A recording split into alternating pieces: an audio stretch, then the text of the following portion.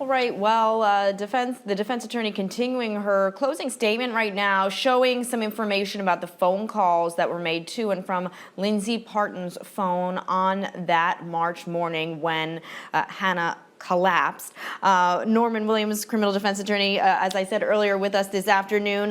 So far, this is stretching on now past an hour. Do you think she may be losing the jury at all at this point? I mean, she came out strong, I think, out the gate in the beginning, saying this case shouldn't be Ohio versus Lindsay Partin. It should be Ohio versus Jason Weshy. Now when she goes through these details, do you think she's starting to lose anyone there? I think so. The average person doesn't want to listen for more than an hour.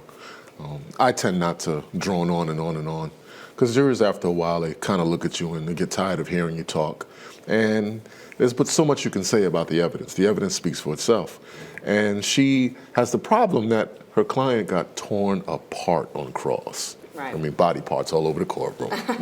And Norman, I want to talk about this confession really briefly before we have to take a quick break, because this is a huge part for the prosecution. Lindsay Partin, in police interviews, said, I shook her, I slapped her because she squeezed ketchup into the toilet.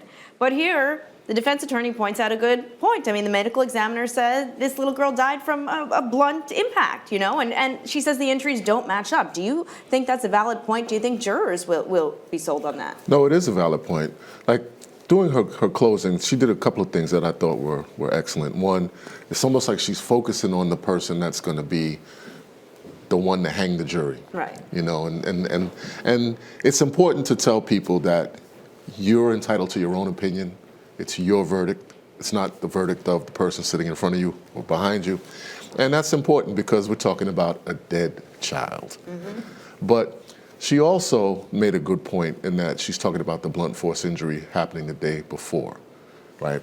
So that allows for her to say, like, look, my client, she's with cops, she's nervous, she's scared, potentially going to be accused of murdering a child, and you just talk. You say things that don't make sense.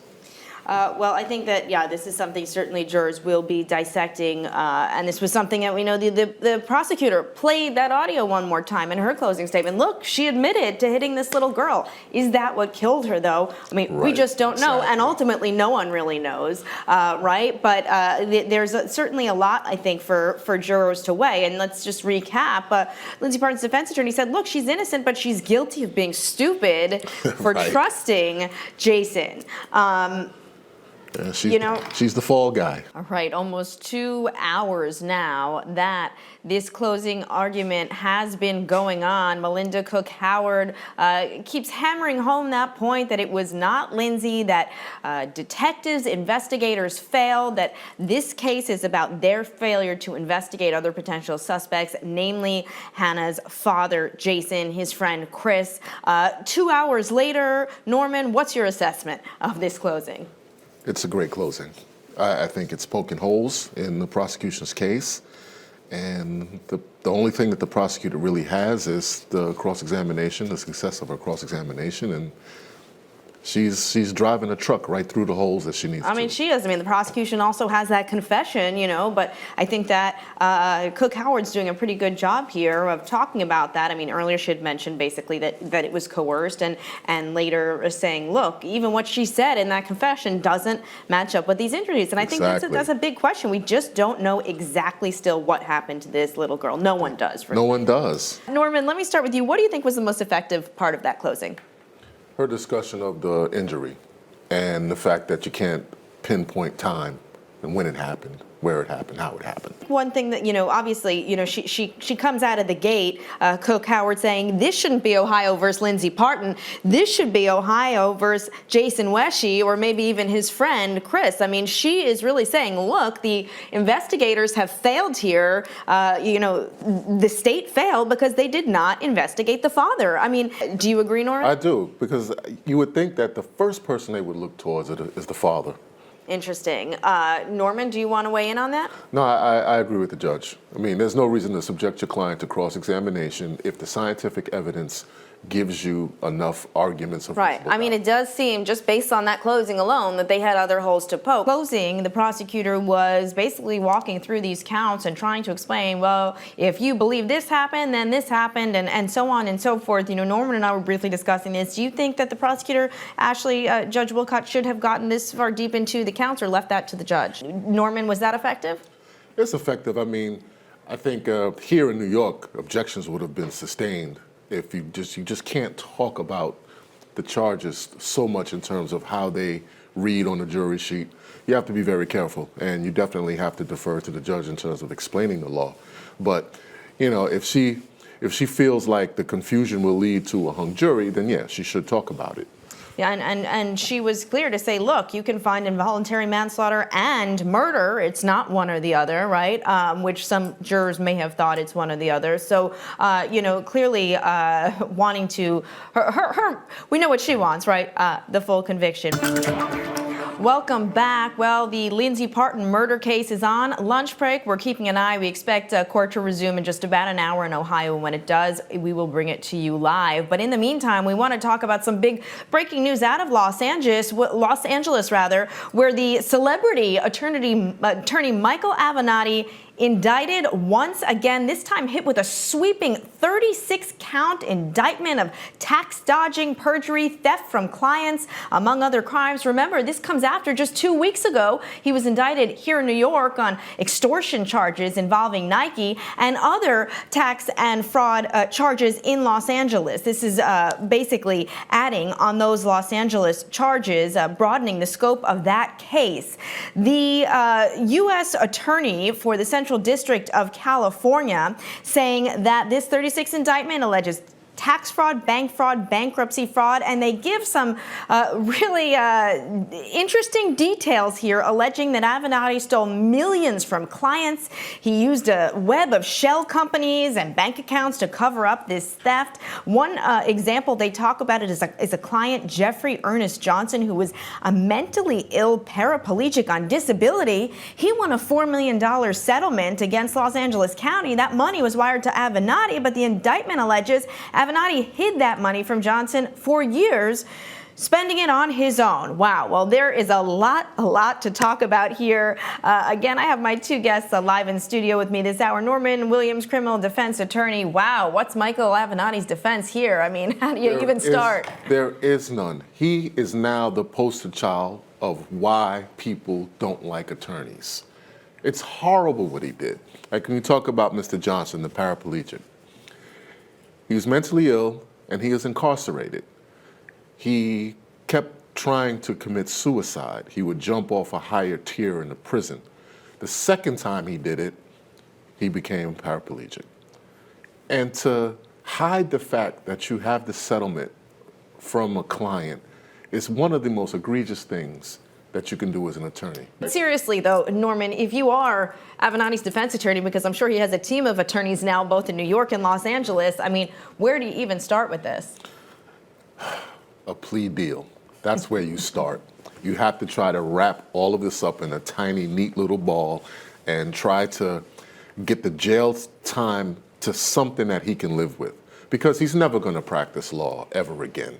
I mean, it's just too many things. Even never mind his clients of his legal practice. You know, he's the owner of Global Baristas, which operates Tully's Coffee, right, operates in Washington and California. He was taking the tax withholdings from his employees, and instead of submitting those withholdings to the government, he was spending them.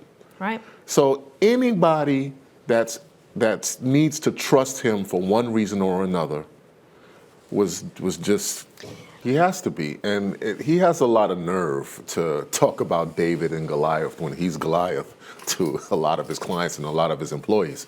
You know, it's just crazy. One of the things that's going to be hard for his attorneys to try to get a reasonable plea deal is his arrogance.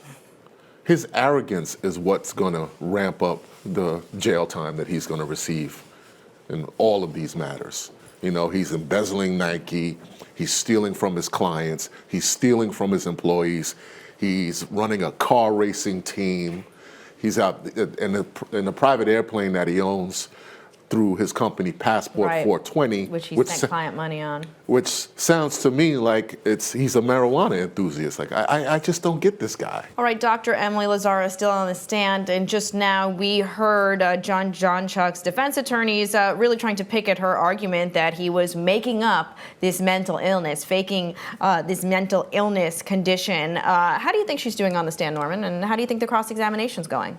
I think the cross-examination is going pretty well. I mean, the problem that the jury has here is that they have a young man that's had a history of mental health issues, and they have to try to separate what was going on in his mind at the moment that he dropped his daughter off the bridge versus how he may have appeared to this doctor. You know, I think that one of the difficulties with mental issues is it's kind of hard to line up certain disorders with certain conduct. So it's a lot that needs to be unpacked, and the defense, I think, is going to be able to do that successfully and show that there's problems, that thinking that he's malingering is just not being able to pinpoint what his mental disorder probably is. That's my guess. Earlier today, defense attorneys wanted to bring up the fact that this psychiatrist allegedly was dressed a little bit inappropriately when she first interviewed the defendant at the mental hospital some 4 years ago, so much so that a guard at the hospital asked her to cover up. But the judge was very adamant today, saying, I am not going to let her get attacked for her dress. I'm just not going to do it. And so the defense was not allowed to bring that up. Now, the defense wanted to say, look, the way she was dressed may have made John Chuck feel uncomfortable. It may have changed the way he answered. What do we make of this? And I think that as long as the defense can make some really tight arguments of the relationship between what this 25-year-old boy's reaction is going to be to something like that, provocative or inappropriate dress, and how that can make his responses different, like the judge said. Without making that direct argument, then you do have a problem, and you are punishing a woman for her choice of attire. I mean, on the other hand, you know, if you're this judge, also, you don't want, or this attorney, I mean, no one wants to get caught up in one of these Me Too accusations, and then this gets picked up by some national outlet that they're accusing an expert of not knowing her stuff because she was dressed inappropriately, and that could set up a whole other discussion. So for now, I'll tell you what else too. The reason why the guard reacted the way that he did is because it's an issue of safety. He's probably thinking, you're going to rile this boy up. What's wrong with you? You should know better.